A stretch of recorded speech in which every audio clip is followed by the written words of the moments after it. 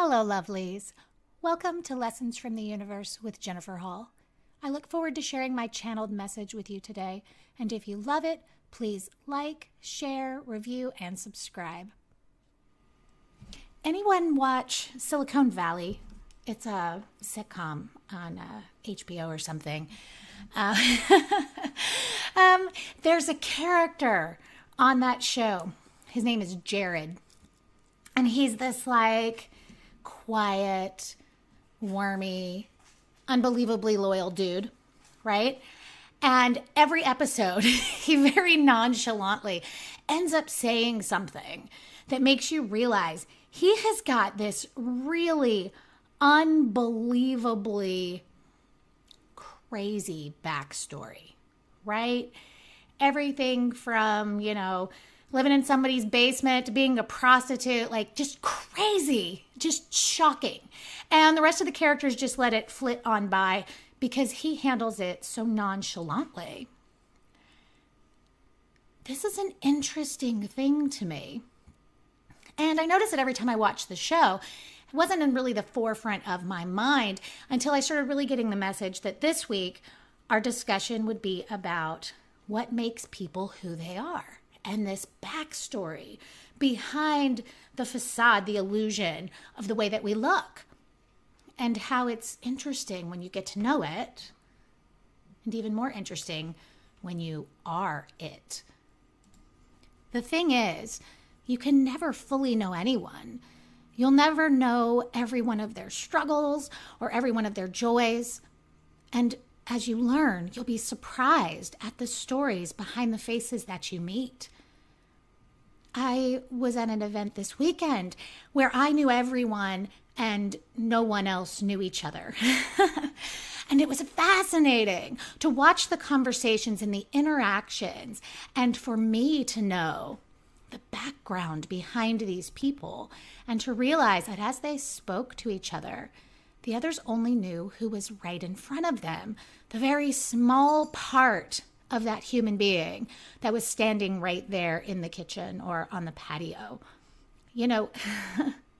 Each of us is so unique, and it is incredible to learn who and what other people have seen and what they have been through. But it is also a really beautiful thing to be one of those who have seen the shit hit the fan and now is able to sit in calm and confidence among the others who have never seen such things. Each path is different and equal in value, but for those of us who have seen some of the truly crazy shit in the world, more empathy is required to not judge others and their experiences too harshly. I'm going to share a few stories with you today. I could share some of my own, but that's not what this is for. Today, I'm going to share just a few people that I know and the stories behind them so we can get into this discussion about what makes us who we are and who we can become because of or instead. So, the first person I'm going to share with you, we're going to call her Katie today. Okay, so Katie is someone I have been seeing for a very, very long time. I absolutely adore this human being. The first time that I met her, she walked in and I immediately felt this overwhelming just fear, anger, hatred, violence. It was as if I was being pinned down to the table. She saw that on my face and immediately started to cry. She says, "I'm so sorry I brought that here with me." But as soon as she acknowledged it, it lifted. And it was in that moment that she began her healing process, or, well, maybe not began it, but definitely expedited it. Okay? You see, this young woman, Katie, she came home from school one day a little bit early and opened the door and discovered something none of us ever want to see. She found in her home that her father had murdered her mother and killed himself. I can't even begin to allow myself to entertain the scene there and the horrible gamut of emotions that this child went through. Now, this has been over 20 years ago, right? And when you meet Katie, you would never think that she had seen such horrible things. She is a professional. She is a mother. She is fun. She doesn't carry some heavy, horrible thing around with her. And yet she has seen and been through some crazy, horrible things, not excluding the way that she was treated by family and sometimes continues to be since this thing that was in no way, shape, or form her fault. Now, from Katie's point of view, it is very difficult to imagine that she could really have a whole lot of sympathy for anybody who has seen just about anything that the average person has seen. And yet she does. The universe has challenged her to do so. Because as horrible as that moment in time was for her, there are moments for other people that are seemingly minuscule, that are equally devastating to them. She has a friend who a couple of years ago was having a crisis of his own. Okay? He had never seen death. He had never seen anything remotely close to death. And his parents' dog died. Okay? His parents' dog died, not the dog he was raised with, the dog his parents have had since he was an adult, and they don't even live in the same state. But this death just got inside of him and was causing a lot of emotional turmoil. At first, you can imagine what must have hit Katie's mind. I mean, how can you make this so unbelievably huge?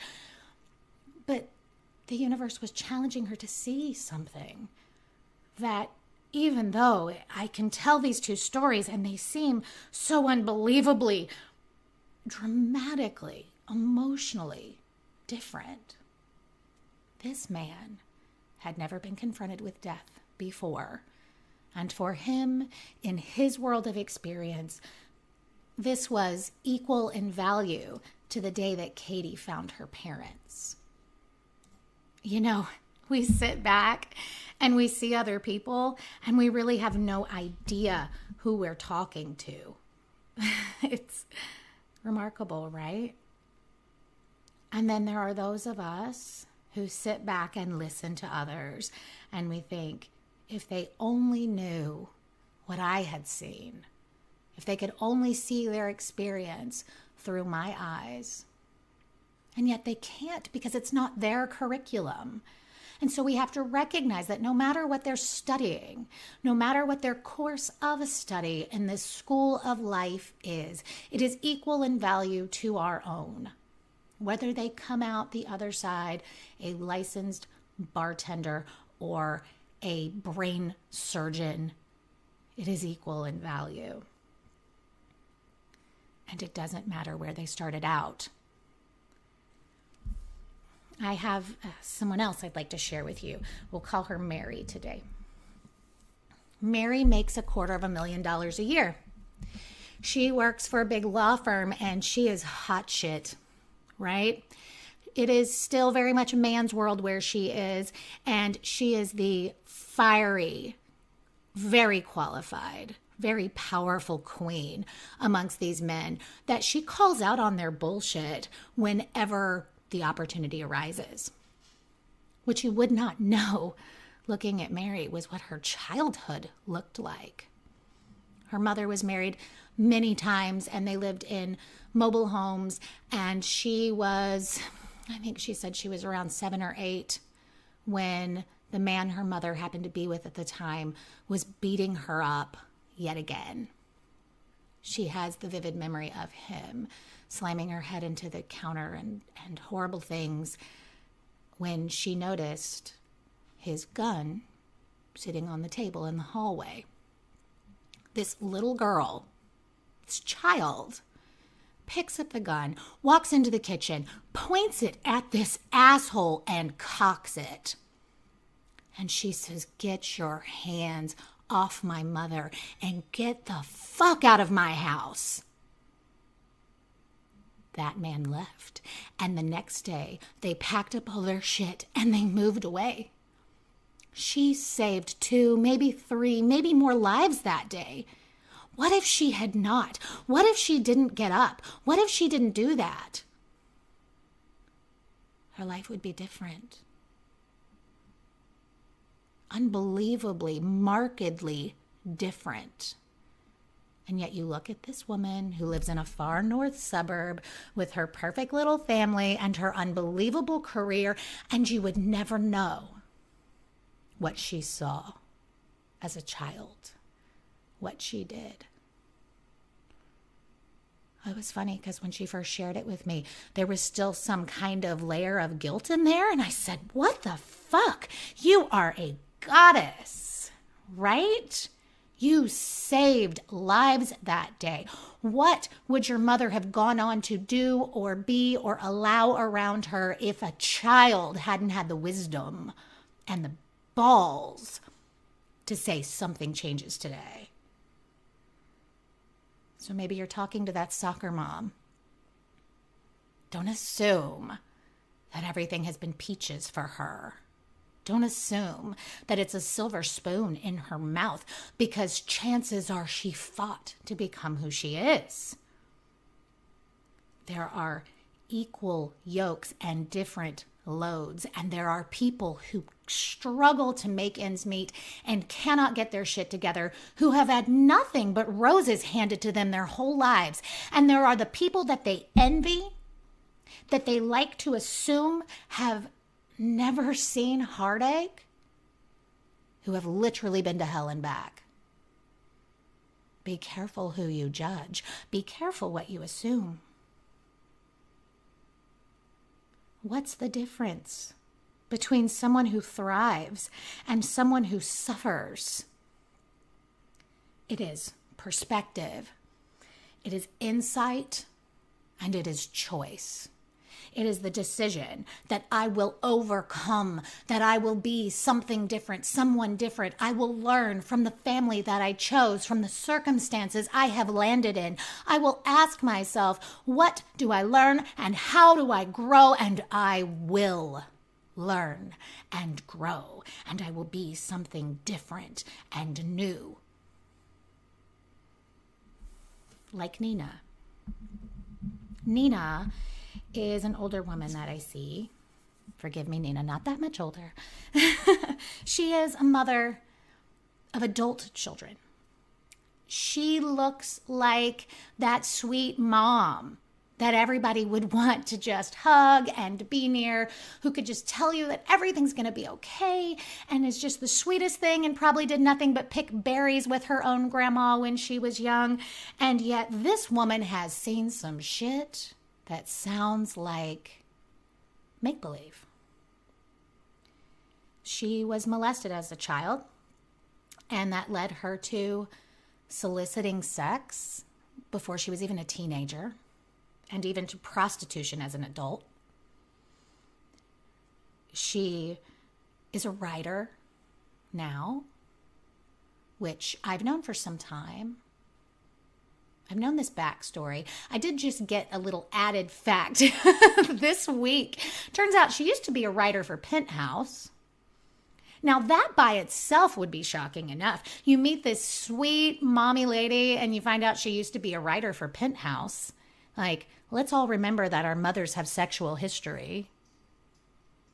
But you look at her and her sweet family and you're like, holy crap, she was a prostitute.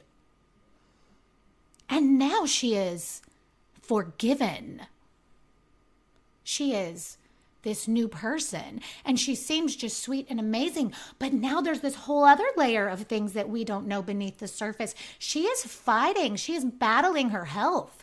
This woman hasn't been able to eat solid food in nearly 20 years. 20 years. Can you imagine not eating a cheeseburger for 20 years? Or my vegans, a celery stick. She hasn't been able to eat anything in 20 years. And yet she's happy. I have trouble thinking that that I could be happy if I couldn't eat. And to top it all off, yes, she's happily married, but she has been completely madly in love with somebody else for her entire life. Someone she doesn't get to be with. And she has learned to accept that love too. The layers of this woman are astounding. I'm not even going to guess how old she is, but I know she's old enough to be my mom too. And I look at her and I just want to see the sweet mommy. And then I remember she has been to hell and back more times than most. And for a minute it makes me sad. But then I remember, look at this queen. She has overcome and she continues to overcome. She is evolving as we all can. So 2 sides to the story, right? 1, don't assume anything about anyone. Don't assume that the thing going on behind their eyes or within their energy has anything to do with you, because you don't know what they've been through. You don't know what they've tapped into, what your story, your thing has touched inside of them. That reaction most likely has nothing to do with you. And do not let insecurity, envy, or any other bullshit keep you from realizing that someone who inspires you is perfect. Someone who is struggling is perfect. We're all doing the best that we can. For some people, their best is to walk away. For others, their best is to cuss you out. For others, their best is to make it difficult to believe that their life hasn't been perfect every step of the way. You never know who people are. I have Trisha, who again seems like a normal mom, and yet she has been channeling from spirit. She has written books that no one else has seen but her and me. You don't know what people have seen or who people are. And sometimes it's very base human stuff. Like Tracy. Tracy's very, very overweight. She's very sick. The diabetes and the thyroid, and the doctors have told her again and again it's all about her weight. Now, let's be clear. This woman isn't overweight because of these things. She has these things because she's overweight. And she'd come in many times and we'd talked about taking this by the balls. And she knows exactly what to do. This is someone who is blessed with a metabolism and a body that she does know what it would take to lose weight and get strong, and yet she continues to not do it. Do you know why? Because she thinks that if she was thin and healthy, she would be forced to show up. Let me tell you something. When and where you show up is up to you. You don't have to make yourself sick and miserable to show up or to not show up. Understand, I see this all the time. People who get sick or stay sick because it allows them to quit doing what they don't want to do anymore. Please just choose instead. Just choose.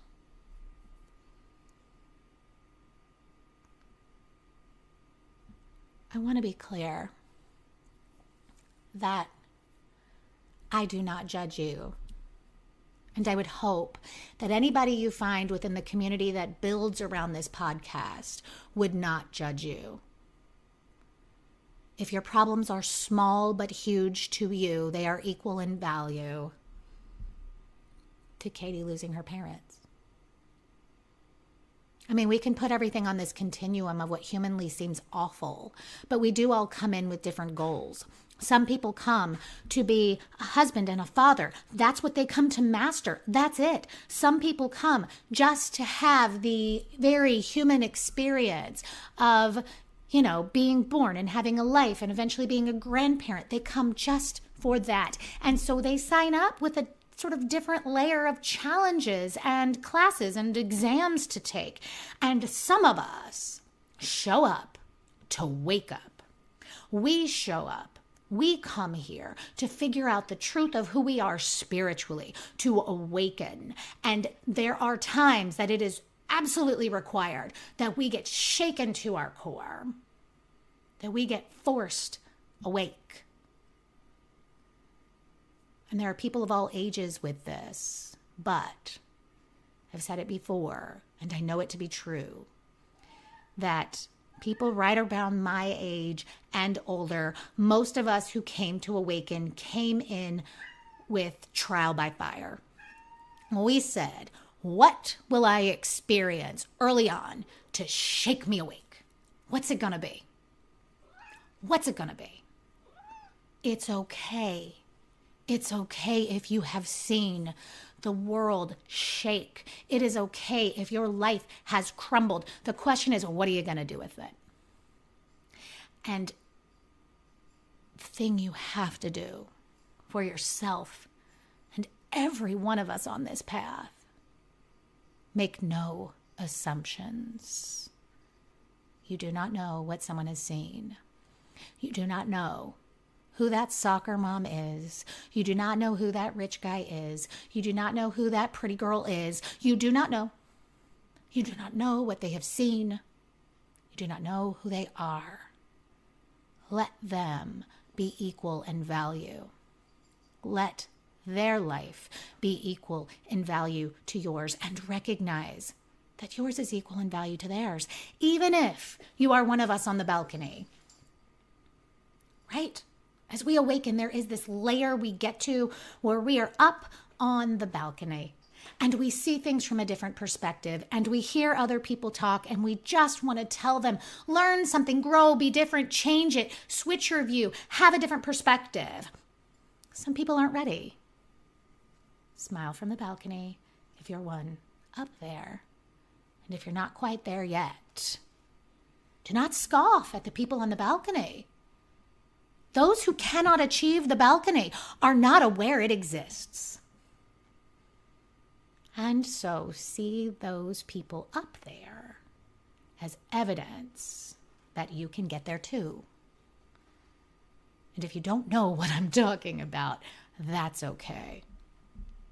Do the best that you can every day. Be the best that you can every day. Catch yourself being a bitch and just say, I'm sorry. That works. Because the people who matter will catch up. You don't need to be understood. Who people think you are has absolutely nothing to do with the truth of you. Be you. Be the best you can be. And if they are meant to see it too, they will catch up. And if not, they will fall away. We don't need so many people, just the right ones. Until next time, beloved, namaste. Thank you so much for joining me today for this week's episode of Lessons from the Universe. If you love it, please help us attract a bigger audience, more people like you ready to continue down this path to awakening. If you love the podcast, please like, share, review, and let me know how you found me so I can find others just like you. Till next week, beloved. Namaste.